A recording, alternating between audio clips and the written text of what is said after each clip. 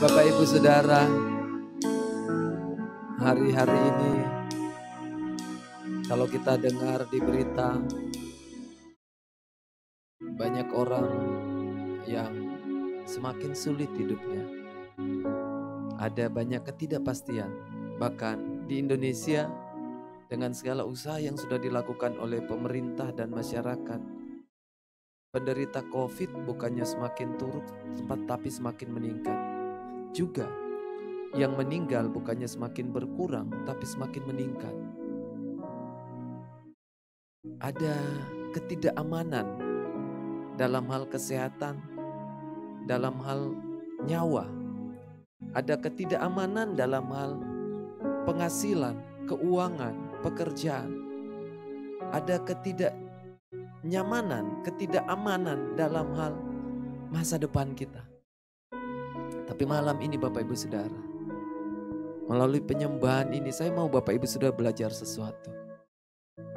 Kenapa kita perlu terus menyembah kepada Tuhan? Apa hubungan antara menyembah Tuhan dan rasa aman? Sekali lagi, menyembah dan rasa aman. Tapi bukan cuma rasa aman, tapi menyembah dan jaminan aman. Menyembah dan pasti aman. Jadi bukan cuma, aduh kalau saya sudah menyembah Tuhan saya rasa sejahtera. Kalau saya sudah rasa menyembah Tuhan, sudah ada jaminan. Tapi yang ketiga, menyembah Tuhan itu pasti aman. Di dalam Mazmur 27 ayat yang keempat, ada beberapa bagian firman Tuhan yang saya ingin baca di Mazmur 27 ini, mulai dari ayat 4. Alkitab berkata, perikopnya saja aman dalam perlindungan Tuhan. Ayat yang ketujuh, satu hal telah kuminta kepada Tuhan. Jadi ini kata Raja Daud, ini raja. Sekali lagi Bapak Ibu Saudara, ternyata seorang raja, jaminannya bukan kepada kedudukannya. Jaminannya bukan kepada harta milik yang dia punya. Jaminannya bukan kepada kekuasaannya. Jaminannya bukan kepada rakyat yang dia punya, tentara yang dia punya. Tapi lihat, dia bilang begini, satu hal telah kuminta kepada Tuhan, itulah yang kuingini. Jadi dia bilang satu ini yang dia minta. Dan bukan cuma minta, dia ingini, itu yang kuingini. Apa? Diam di rumah Tuhan seumur hidupku. Lihat, diam di rumah Tuhan seumur hidupku. Apakah berarti dia tinggal di bait Allah terus menerus? Tidak Bapak Ibu Saudara. Dia seorang raja. Dia harus memimpin rakyatnya untuk berperang. Pada pergantian tahun biasanya mereka harus pergi keluar untuk berperang. Jadi dia tidak tinggal di bait Allah. Bahkan bait Allah waktu itu belum dibangun. Tapi pada zaman dia membangun apa? Pondok Daud di istana. Jadi di halaman istana dia bangun Pondok Daud.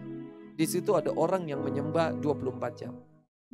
Tapi Daud pun tidak tinggal di Pondok Daud itu. Yang dia maksudkan diam di rumah Tuhan adalah bagaimana hidupnya diam di hadirat Tuhan. Lihat di Mazmur 51, waktu dia jatuh di dalam dosa, apa yang dia katakan waktu dia jatuh dalam dosa? Ayat 13, Mazmur 51 ayat yang ke-13. Janganlah membuang aku dari hadapanmu. Jadi yang dia maksudkan rumah Tuhan di sini adalah hadirat Tuhan. Janganlah membuang aku dari hadapanmu, dari hadiratmu, dan janganlah mengambil rohmu yang kudus daripadaku. Dia tidak ingin hadirat Tuhan, hubungannya dengan Tuhan itu hilang. Kita balik lagi ke Mazmur 27. Itulah yang kuingini, diam di rumah Tuhan seumur hidup. Dia lagi makan, dia lagi tidur, dia lagi bekerja, dia lagi lakukan apapun sebagai seorang raja. Seumur hidupnya dia ingin selalu terhubung dengan Tuhan. Makanya ada dua hal yang terkenal dengan Raja Daud ini. Pertama, dia penyembah, tapi yang kedua kasih karunia. Dia penyembah, tapi juga kasih karunia. Seorang yang suka menyembah Tuhan itu akan mengalami kasih karunia Tuhan. Alkitab bilang di dalam kitab Ibrani, hampirilah tata kasih karunia-Nya. Jadi waktu kita datang menyembah, kita sedang menghampiri tata kasih karunia supaya kita menerima pertolongan pada waktunya. Dia bukanlah seorang raja yang sempurna, tetapi oleh kasih karunia Tuhan, dia boleh mengalami kebaikan Tuhan. Dia pernah jatuh, dia pernah gagal, jatuh dalam dosa. Dia pernah membuat rancangan pembunuhan. Pernah gagal Raja Daud. Tapi karena dia suka menyembah Tuhan, kasih karunia Tuhan melimpah atas dia sehingga boleh mengangkat dia lagi untuk dia bangkit, dia mengalami pengampunan Tuhan. Saya baca selanjutnya. Waktu dia diam di rumah Tuhan seumur hidupnya, apa yang terjadi? Menyaksikan kemurahan Tuhan. Lihat, dia menyaksikan kemurahan Tuhan dan menikmati baiknya. Baiknya artinya dia menikmati hadirat Tuhan di dalam hidupnya. Ini sesuatu yang luar biasa. Hidupnya dipenuhi dengan kemurahan Tuhan. Yang saya bilang tadi, grace, kasih karunia, bahasa perjanjian lama, kemurahan Tuhan. Kenapa kasih karunia Tuhan melimpah kepada dia? Kenapa dia bisa terus menyaksikan kasih karunia Tuhan? Bahasa perjanjian lama, kemurahan Tuhan. Karena dia mengkomitmenkan dirinya diam di rumah Tuhan. Dia mengkomitkan dirinya untuk tetap menikmati baiknya. Artinya menikmati persekutuan dengan Tuhan. Saya menantang Bapak Ibu Saudara. Banyak orang berkata, habis capek kalau berdoa. Habis bosan kalau berdoa. Kenapa? Karena kita tidak merasakan, kita tidak menikmati satu hubungan, satu persekutuan, satu ketimah dengan Tuhan.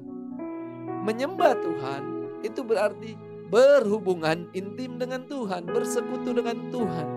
Sehingga ini adalah satu kenikmatan tersendiri.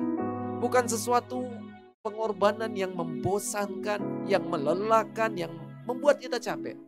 Mari kita sampai pada satu konsep pemikiran bahwa menyembah Tuhan adalah sebuah hubungan. Kita terhubung dengan Tuhan, kita bersekutu dengan Tuhan, sehingga kita bisa menikmati dirinya, menikmati pribadinya, menikmati segala yang baik dari Tuhan.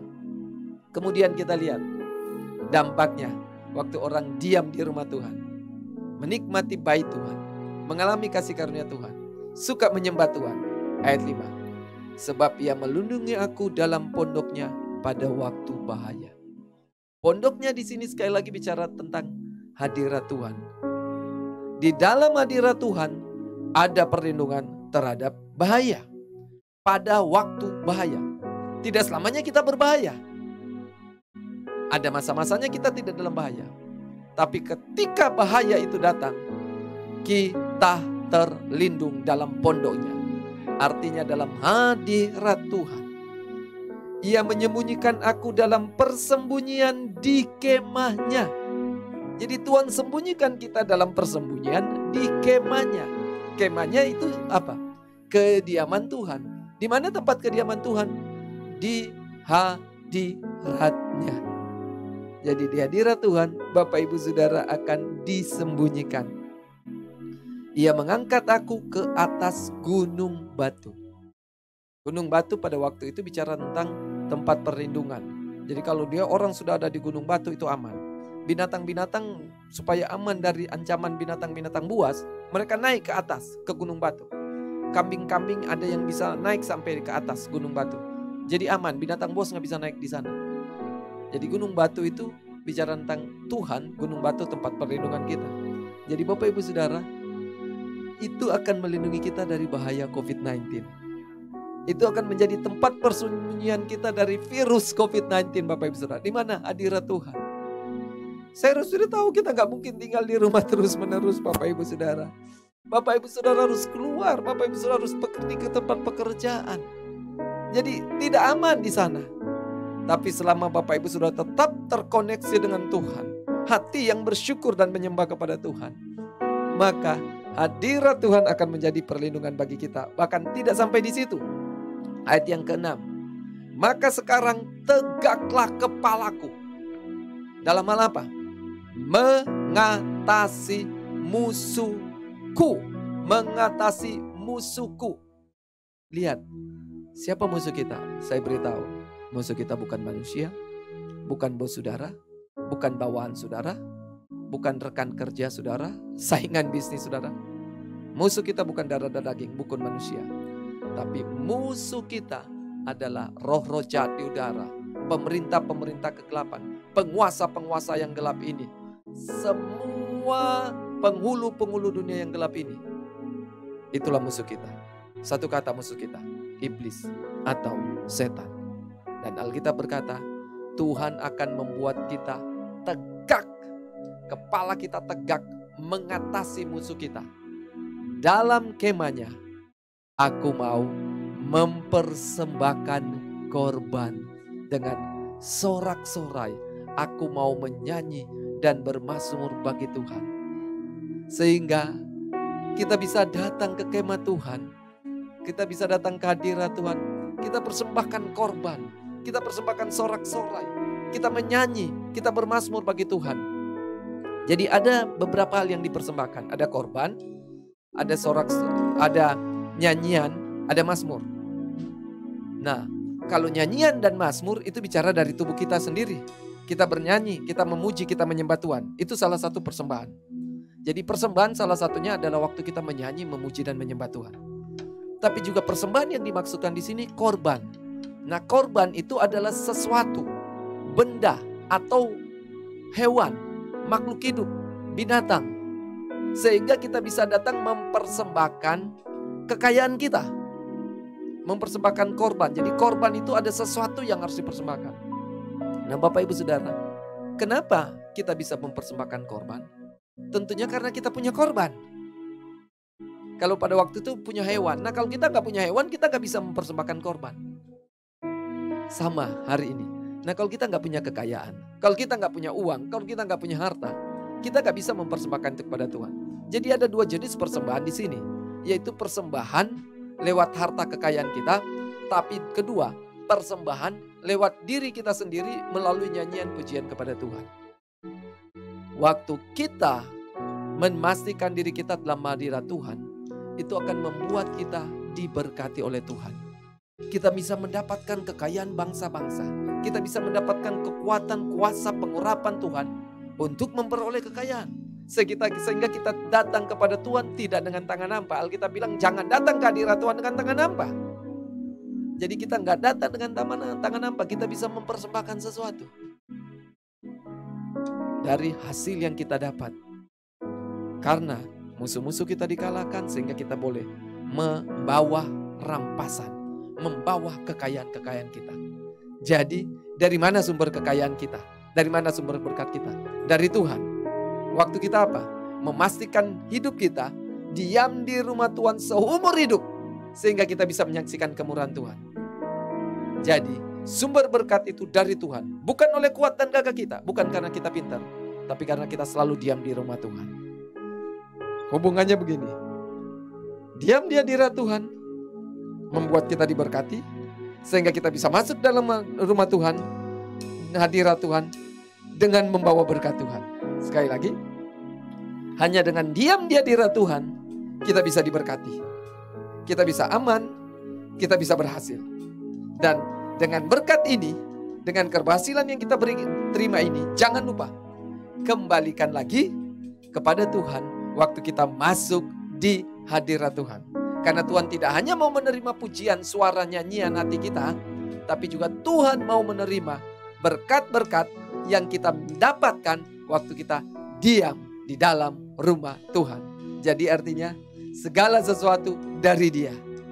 Dan oleh Dia kita persembahkan lagi untuk Dia. Makanya Bapak Ibu Saudara, kalau Bapak Ibu Saudara mau pastikan hidup Bapak Ibu Saudara aman, jangan pernah lupa masuk ke hadirat Tuhan, menyembah Tuhan. Kalau Bapak Ibu Saudara mau memastikan Bapak Ibu Saudara aman dari serangan iblis, roh jahat, kuasa kegelapan, jangan pernah lupa menyembah Tuhan. Kalau Bapak Ibu Saudara ingin memastikan bahwa Bapak Ibu Saudara terjamin secara keuangan, bisnis, pekerjaan, jangan pernah lupa masuk di hadirat Tuhan. Dan kalau sudah diberkati oleh Tuhan, diberi kekuatan, kesehatan, persembahkan tubuh kita. Sekali lagi yang pertama, persembahkan tubuh kita untuk memuji dan menyembah Tuhan. Yang kedua, persembahkan berkat yang kita terima. Bawa ke hadirat Tuhan, bawa ke rumah Tuhan. Sehingga itu akan terus berlangsung, itu akan terus berlangsung. Tuhan akan memberkati hidup kita. Haleluya.